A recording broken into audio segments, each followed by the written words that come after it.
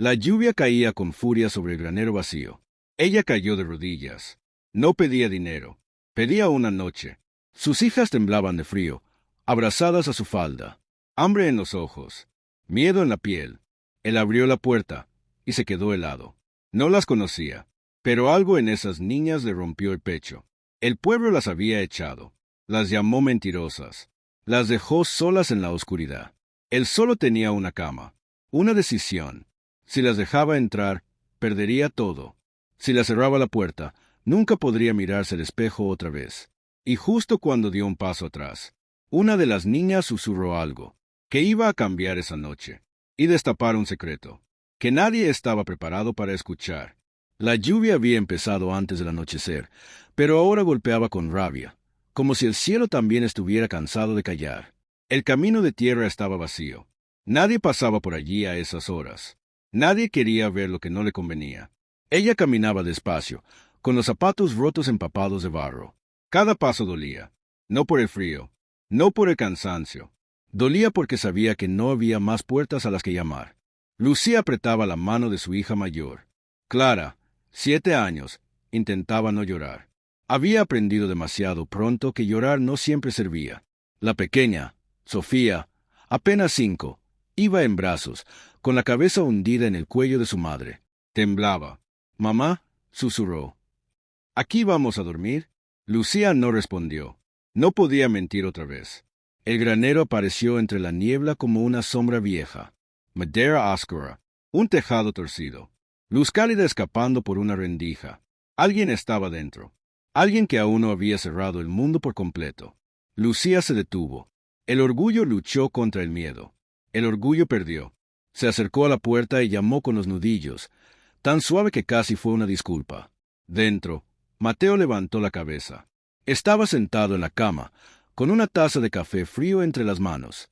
Había trabajado todo el día, el cuerpo cansado, la cabeza llena de silencios. Vivía solo desde hacía años, y el granero era lo único que no le recordaba a nadie. El golpe en la puerta lo tensó. Nadie llamaba a esas horas. Nadie llamaba nunca. Se levantó despacio y abrió. Lo primero que vio fueron los ojos de la niña. Grandes, oscuros, demasiado serios para su edad. Luego vio a la mujer. Lucía se quedó inmóvil, mojada, con el pelo pegado a la cara, la chaqueta fina empapada. Y aún así, se irguió como pudo. «Perdone», dijo. «No quiero más problemas. Solo una noche». Mateo no respondió. Miró a las niñas. Miró sus manos rojas de frío. Miró el barro en los zapatos. Miró la forma en que Lucía se colocaba delante de ellas, como si su cuerpo pudiera protegerlas de todo. «El pueblo», continuó ella, «nos dijeron que aquí, que quizá...» No terminó la frase. No hacía falta. Mateo dio un paso atrás sin darse cuenta. Aquello no entraba en su vida. No estaba preparado. No quería estarlo. «No es buena idea», dijo al fin. «La gente habla». Lucía asintió. «Ya lo sabía. No pedimos quedarnos», dijo rápido. «Solo dormir. Mañana nos iremos». Sofía tosió. Una tos seca, profunda. Mateo apretó la mandíbula. «Entren», dijo. No fue una invitación. Fue una rendición. El calor del interior las envolvió como un abrazo que no esperaban. Lucía sintió que las piernas le fallaban. Se apoyó en la pared. Mateo cerró la puerta con cuidado, como si el ruido pudiera romper algo frágil. «Pueden usar la cama», dijo. «Yo me quedaré aquí». Lucía negó con la cabeza. «No, es su casa». Mateo la miró. Por primera vez, de verdad. Vio cansancio antiguo.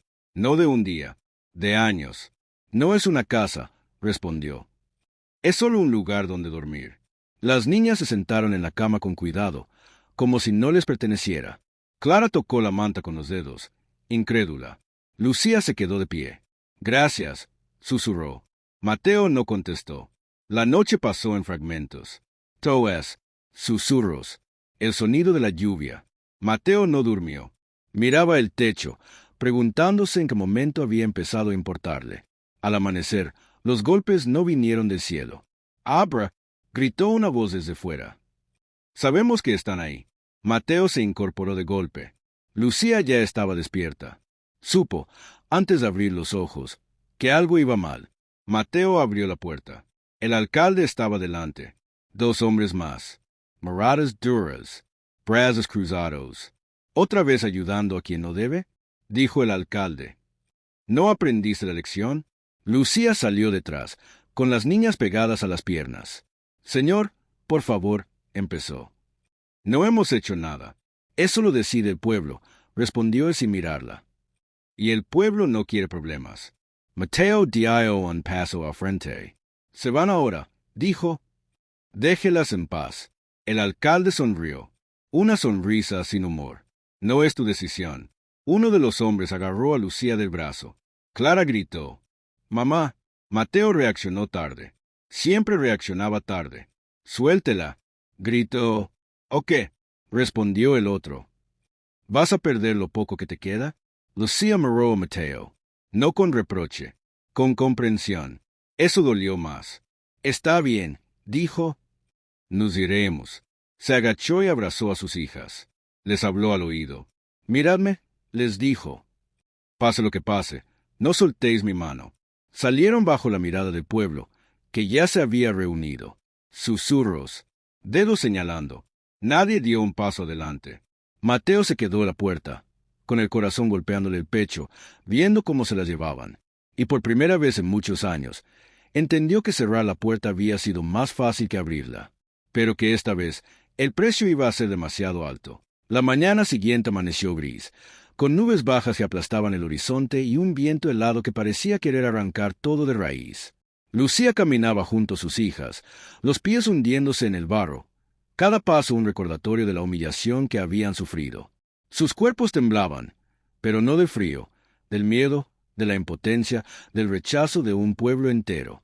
Clara se aferraba a su mano, mientras Sofía miraba hacia atrás cada pocos segundos, como esperando que alguien viniera a salvarlas. Nadie lo hizo. Nadie vino.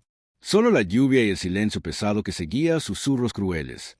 De repente, una voz familiar las detuvo en seco. Mateo estaba allí, al borde del camino, con la chaqueta mojada y los ojos llenos de tormento. Su presencia la sorprendió, pero Lucía supo de inmediato que no podía ignorarlo. Él no estaba allí para enfrentarlas, estaba allí porque la injusticia le dolía igual que a ellas. No debí dejar que las llevaran, dijo él, sin poder sostener la mirada. No podía quedarme parado. Lucía lo miró con mezcla de alivio y frustración. Su corazón quería confiar, pero la humillación aún estaba fresca, el rechazo del pueblo todavía marcaba sus espaldas. No pudiste hacer nada, susurró. Haces lo que pudiste. Pero Mateo no parecía convencido. Había algo más en sus ojos, un secreto que lo consumía. Hay algo que necesitan saber, dijo con voz tensa. Algo que cambia todo. Lucía frunció el ceño, temiendo lo peor.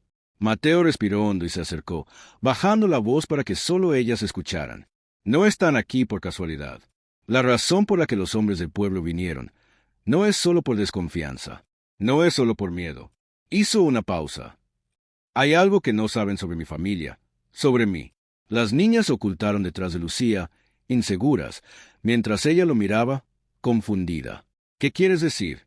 Mateo tragó saliva, con los dedos temblorosos. Mi padre, él es quien les hizo daño. Él nunca quiso que supieran que yo existía. Me obligó a mantener mi distancia. Él estaba detrás de todo esto. El rechazo, la humillación, la acusación de que ustedes mentían, todo era para proteger mi nombre, mi estatus. Lucía sintió que el mundo se derrumbaba. No por lo que Mateo decía, sino porque la injusticia ahora tenía un rostro familiar, uno que habían temido sin saberlo. Su ira se mezcló con incredulidad. ¿Tu padre? Susurró. Pero, ¿por qué? Porque le tenía miedo, respondió Mateo. Le tenía miedo a la verdad, y no podía soportar que yo mostrara compasión, que hiciera lo correcto. Por eso ustedes sufrieron. Por eso el pueblo actuó así. Las lágrimas comenzaron a rodar por las mejillas de Lucía. Su corazón se sentía al borde del colapso, pero algo en la voz de Mateo la hizo detenerse. Había sinceridad, había arrepentimiento, y algo más, una promesa de justicia que podía nacer de aquel dolor. No entiendo, dijo Clara, con voz temblorosa. ¿Él hizo todo esto? Sí, respondió Mateo. Y no será fácil. pero quiero arreglarlo. Quiero que sepan la verdad y que nadie más les haga daño. Lucía tomó un profundo respiro, abrazando a sus hijas con fuerza. Sofía escondió la cara en su hombro, mientras la madre murmuraba: tal vez aún hay esperanza. Decidieron regresar al granero, ahora con Mateo guiándolas. La puerta chirrió al abrirse, y la luz cálida que había sido un refugio fugaz el día anterior se convirtió en un símbolo de lo que podían reconstruir. Mateo encendió una lámpara, y la luz iluminó cada rincón, mostrando que el lugar podía ser más que un refugio temporal. Podía ser un comienzo. Fue entonces cuando Mateo reveló otro secreto. «Hay algo más», dijo, con los ojos bajos. «Este granero no es solo mío. Fue de mi madre. Ella quería ayudar a los necesitados, pero murió antes de poder hacerlo. Todo lo que ha pasado es como si estuviéramos cumpliendo su voluntad ahora. Tarde, pero cumpliéndola». Lucía sintió como el peso de la humillación comenzaba a mezclarse con algo diferente, la posibilidad de justicia y redención. Cada lágrima que había derramado, cada mirada de desprecio que había soportado, ahora se encontraba con un hilo de esperanza. Mientras Mateo preparaba un lugar para que las niñas se sentaran, el pueblo observaba desde la distancia. Pero esta vez, algo había cambiado. Ya no estaban solos. La verdad empezaba a salir a la luz, y con ella, la injusticia tenía un nombre. El tiempo parecía detenerse. Mateo miró a Lucía y le dijo: «Lo sé. No, Sarah Facile. No olvidarán el dolor. Pero les prometo que nadie más podrá hacerles daño. Esta vez, lucharemos juntas». Lucía asintió, con lágrimas que mezclaban tristeza y alivio. Nunca había sentido que alguien se preocupara tanto. Porque, Mateo bajó la voz, porque yo también he estado perdido. Perdido por miedo. Perdido por secretos que no debía guardar. Pero no más. Las niñas se acercaron a él, y Mateo se arrodilló, tocando suavemente la cabeza de cada una. Por un momento, el granero se llenó de un silencio pesado pero cálido. Un silencio que llevaba promesas. Pero la lección no terminó ahí. Aún quedaba dolor. Aún quedaba la sombra del pueblo y del padre de Mateo. Pero la verdad ahora estaba en sus manos. La injusticia podía ser enfrentada. Y en esa verdad, la semilla de la transformación comenzaba a crecer. Lucía respiró hondo y finalmente dijo: «Tal vez la vida nos está enseñando algo que no entendemos aún. Que a veces, incluso en el dolor más profundo, hay quienes están dispuestos a protegernos. Que incluso cuando todo parece perdido, hay manos que se extienden para salvarnos». Mateo asintió, con los ojos brillantes de emoción contenida. Y que no debemos temer hacer lo correcto, incluso si nos cuesta todo. Incluso si nos enfrentamos a quienes más daño pueden causar. El granero dejó de ser un lugar de refugio improvisado.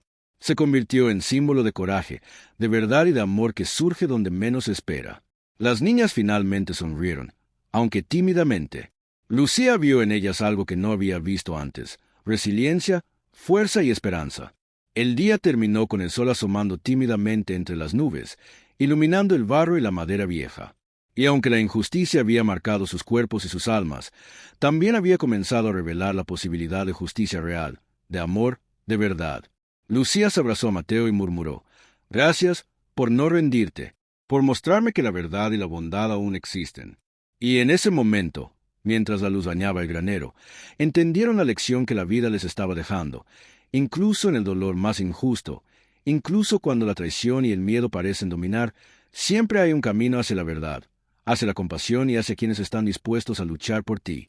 Porque la verdadera justicia no siempre llega de inmediato, pero cuando llega, transforma el dolor en fuerza y la oscuridad en luz. La noche de humillación había terminado, pero el amanecer traía algo más, una oportunidad para reconstruir, para perdonar y para amar sin miedo. La historia de Lucía, sus hijas y Mateo apenas comenzaba. Y aunque el camino sería difícil, la semilla de transformación ya había sido plantada.